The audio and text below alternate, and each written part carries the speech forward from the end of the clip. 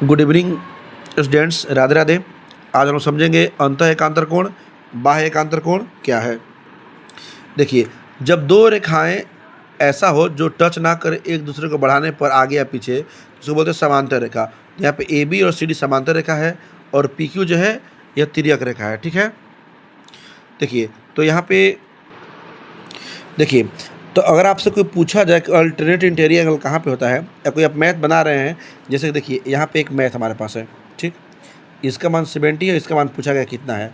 तो इस मैथ बनाने के लिए क्या करेंगे, देखिए तो जब भी कोई दो रेखा हो, आगे हो ना, सोचो बढ़ा के आप बढ़ा दिया, आप ऐसे काट दिया गया, तो जो यहाँ पे एंगल बने यहाँ पे एंगल बने, तो इस एंगल को बोलते हैं अल्टरनेट इंटीरियर एंगल या फिर अंतः एकांतर कोण। ठीक है, तो इसे ही यहाँ पे कौन है आपका अंतः एकांतर कोण, देखिए जो 4 है 4 से 6 बराबर होगा, इसको किस रूल से बोलेंगे, अंतः एकांतर कोण, अल्टरनेट इंटीरियर एंगल 4 बराबर 6 है ना, और 3 का वैल्यू 5 के बराबर होगा।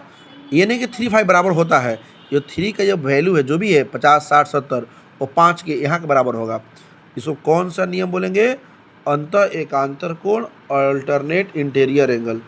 और जब यही काम हमारा बाहर से, जैसे देखिए यहाँ पे यहाँ के एंगल और ऐसे हुआ यहाँ के एंगल, तो ये जो दोनों कोण हो गया, ये कोण और ये कोण, इसको क्या बोलेंगे, बाह्य एकांतर कोण, इंग्लिश में अल्टरनेट एक्सटीरियर एंगल।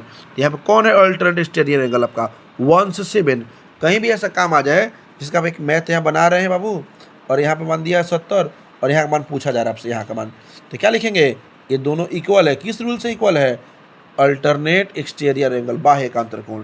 तो यहाँ पे जो नियम लगेगा बाह्य एकांतर कोण में कौन सा है, 1 से 7, एंगल 1 बराबर एंगल 7 और एंगल 2 बराबर एंगल 8।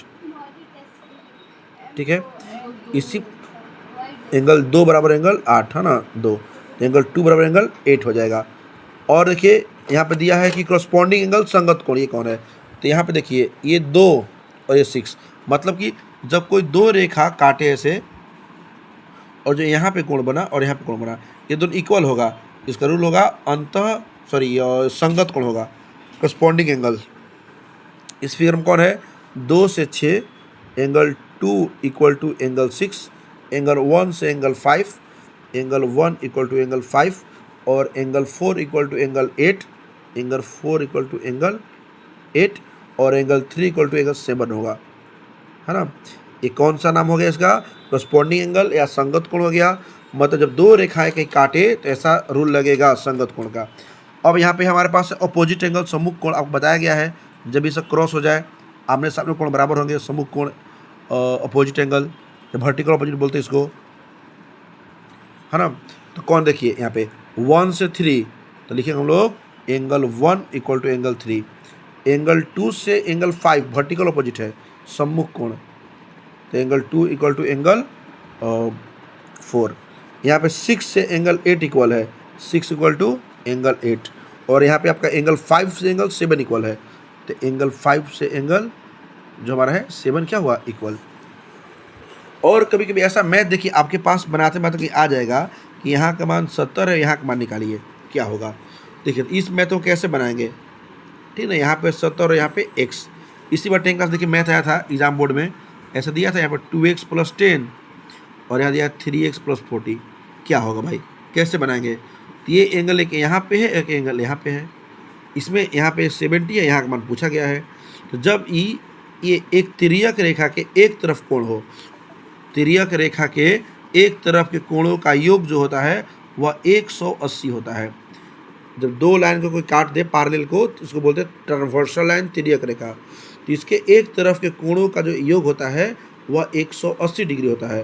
तो 70 + x का मान 180 है ना, या x मान क्या हो जाएगा, 180 - 70 क्या हो गया आपका 110। ठीक है, ऐसे आपको इसको बनाना होगा तो क्या लिखिएगा, 2x + 10, ऐसे भी जोड़ देंगे 3x + 40, इसको सम करेंगे तो बराबर क्या आएगा 180, है ना। सॉल्व करेंगे मेरा आंसर आ जाएगा। अब देखिए तो तिर्यक रेखा एक तरफ कोणों का योग होता है 180, तो कौन है 3 और आपका 6, तो 3 + 6 का मान 180 आपका हो जाएगा, और 4 + 5 का मान भी 180, एंगल 4 + एंगल 5 = 1 180। ठीक है। अब देखिए एक मेरे पास 9 क्लास वाली मैथ है जो कि हम सॉल्व करते हैं, और कोई भी मैथ, ये देखिए आपको एक मैथ दिखा रहे हैं जिसको कि आप समझने की कोशिश कीजिए। देखिए यहाँ पे कैसे कैसे ये सब के रूल लग जाता है। ये देखिए यहाँ पे एक फिगर, यहाँ पे आप क्वेश्चन देख रहे हैं 6.3 का क्वेश्चन है, और 6.3 का क्वेश्चन नंबर 3 हो गया। ठीक है, 9th क्लास का क्वेश्चन है 6.3 क्वेश्चन नंबर 3। ठीक है बाबू, इसको कैसे बनाएंगे हम लोग?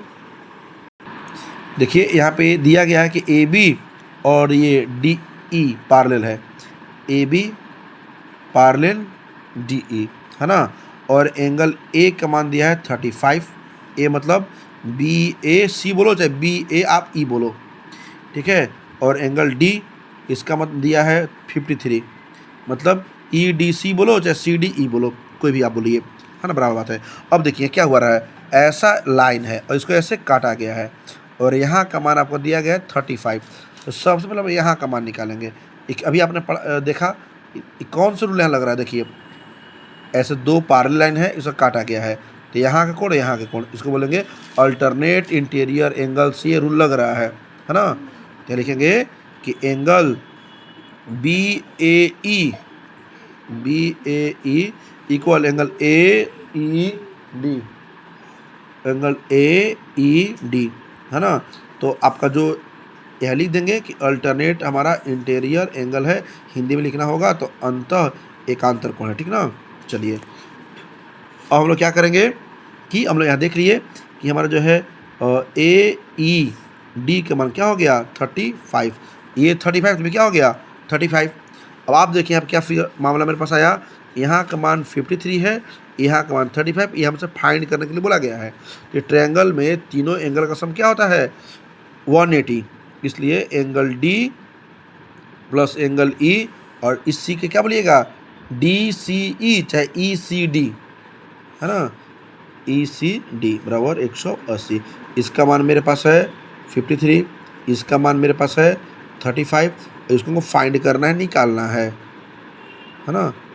ठीक है, तो क्या हो गया ई सी डी का मान 180 माइनस, जोड़ दे दोनों को 88 हो गया, माइनस घटाना क्या गया आपका 92। चलिए आपको हम क्वेश्चन देते हैं, आप भी थोड़ा बना के इसको कमेंट कीजिएगा। देखिए इसमें आपका ए बी